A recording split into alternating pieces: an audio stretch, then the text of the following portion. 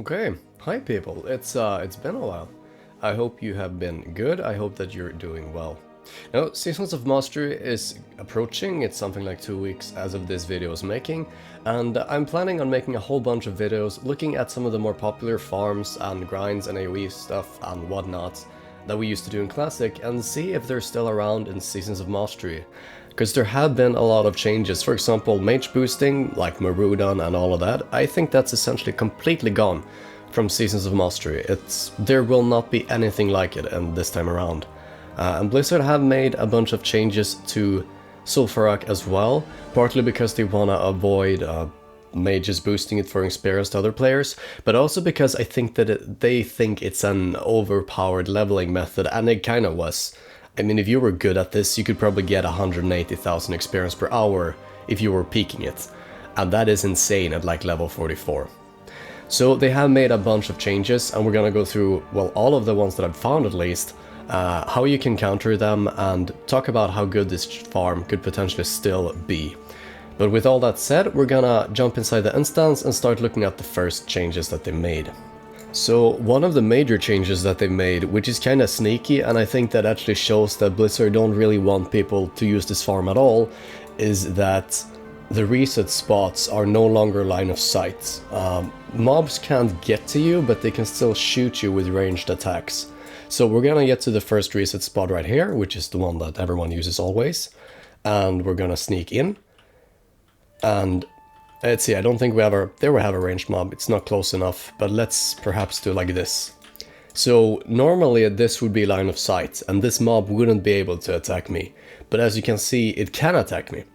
Now, this either means that you're gonna have to run way further before you stop the first time if you want to do this far, meaning you have to be much higher level, or you're gonna have to use invincibility potions or anything like that, or something like that, I mean. Or you just have to be really careful not to pull any of those shadow casters. Now, as you can see, I still reset them, and I think that's got to do with them not being able to run towards me, and that will cause them to change eventually, or reset. But if I wasn't level 60, this mob could have very well killed me right here. So this is a major change, and I think that it's probably still going to be possible to do it at like level 42, but you're going to have to plan it way more, be more careful, and just know about it and try and find a way around it. I think that the easiest method is simply to come in here when you're like level 46 or something instead of already at 42. Or be really careful not to pull them. Or perhaps like take a leap around this place in the middle, and maybe almost all casters will be on that side when you're here, and that could work to reset them. And I'll also say that if I find a very good like problem-solving method, then I'll of course post another video talking about that. But with that said, we're gonna move on to the next big change that has happened here. So this right here might be the first reset spot that still works against the ranged mobs. I'm actually gonna pull one of these hunters in just a second once these have reset, and we'll see if we're able to hide here. Let me just get a hold of one of these boys. The mobs, okay, yeah, so this reset spot still works, meaning you're gonna have to run way longer before you can reset anything. Okay, now the second big change, and I think this is actually the primary nerf to this farm, is that they've changed the mechanics of how the zombies work. Now, I've aggroed this guy like we're supposed to, and there's a respawn. And what you'd normally do now is you just run around and you'd click all the tombs. And what would normally happen is that these guys would run over to the boss before they attack me.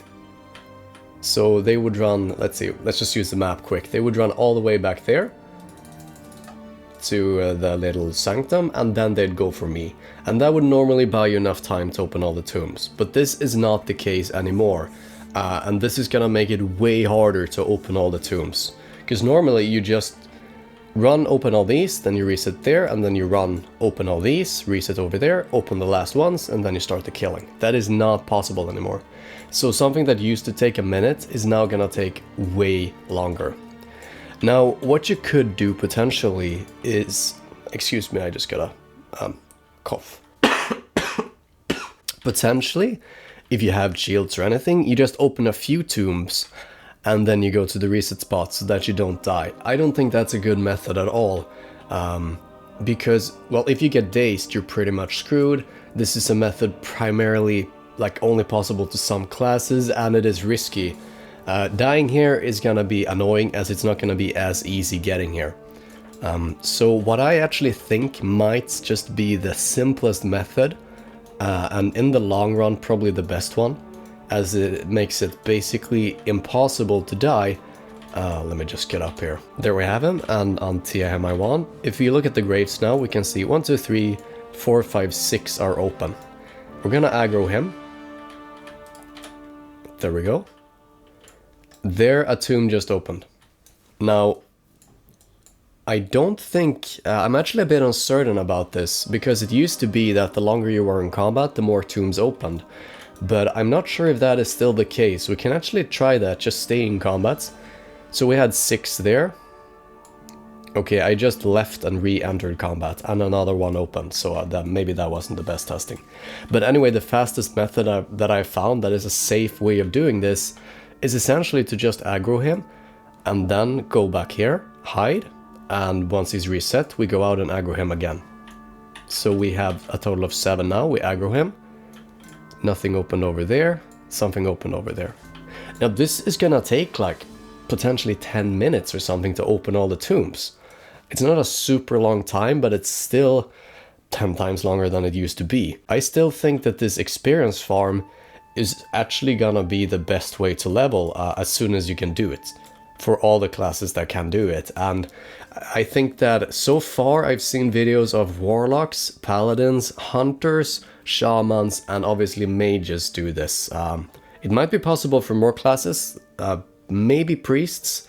Okay, so we've almost killed these now. We're just gonna finish them off over here. Let's hope that they don't reach me before they die. There we go. Okay, so the final change. Just a silver. Not even a silver. Not even a silver. Flask of Mojo, that's... Actually, what is a Flask of Mojo?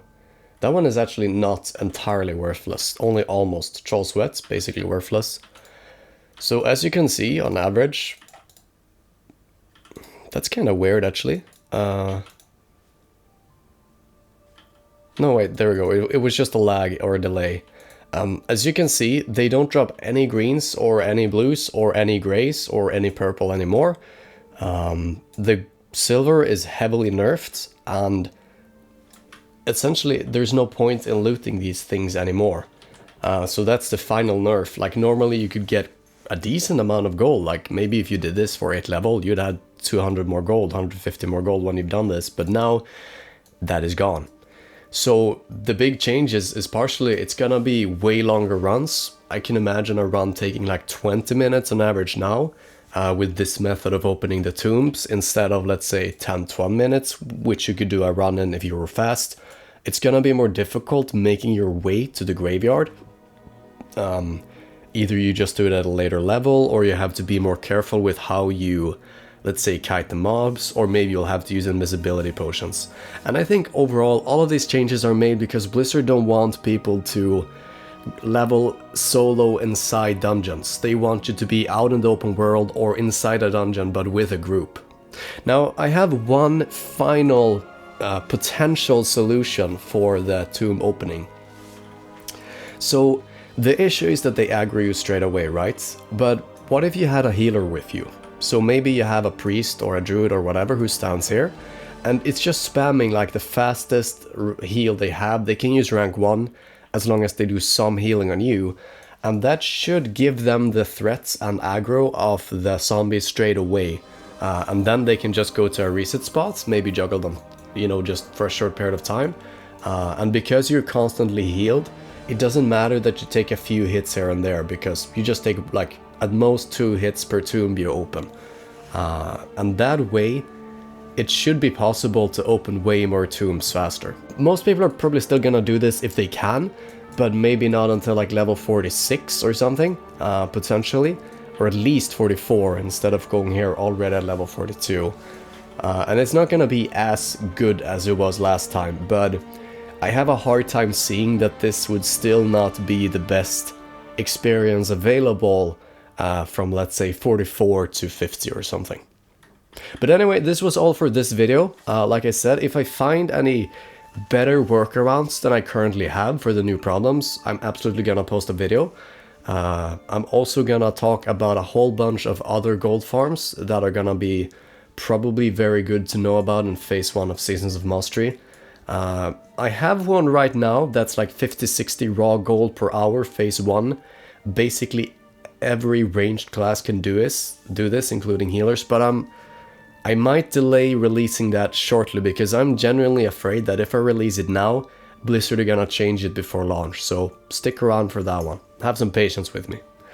Anyway, this was all from me for now. Make sure to like and subscribe and all of that stuff. I'll be back soon with another video, and until then, see ya!